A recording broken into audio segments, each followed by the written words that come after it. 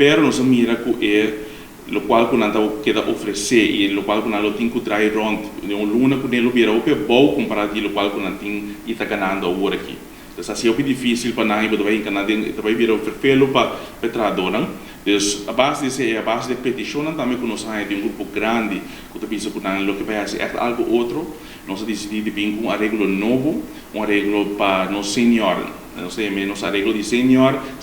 beleid senhor regeling algo echt dedicado para turnos ainda não que arriba 58 anos de idade que tem vamos ter se botar 60 anos vamos ter 10 anos trabalhando minimalmente em governo se botar 58 anos pero botar arriba 30 anos de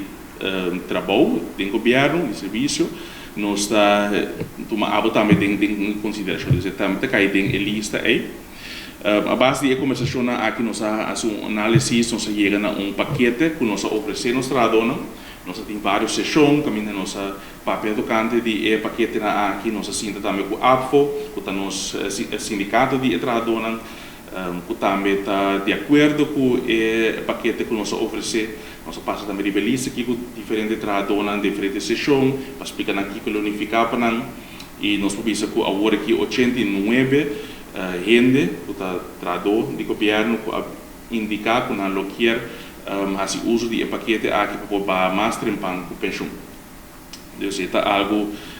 grande, 89 trador de 360 da basta. A base também nós sabemos que nós quer assim em fase. Então, nós quer assim mesura de tiro que tu rende da base, mas nós quer assim uma base de idade, nós evaluar. Pero também a base de quanto há em serviço, tudo isso nós está tomando em consideração,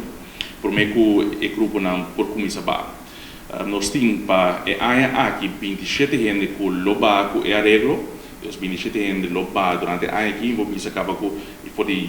começo de luna aqui acaba tendo da começar vir na remarque para bater para com arreglo aqui.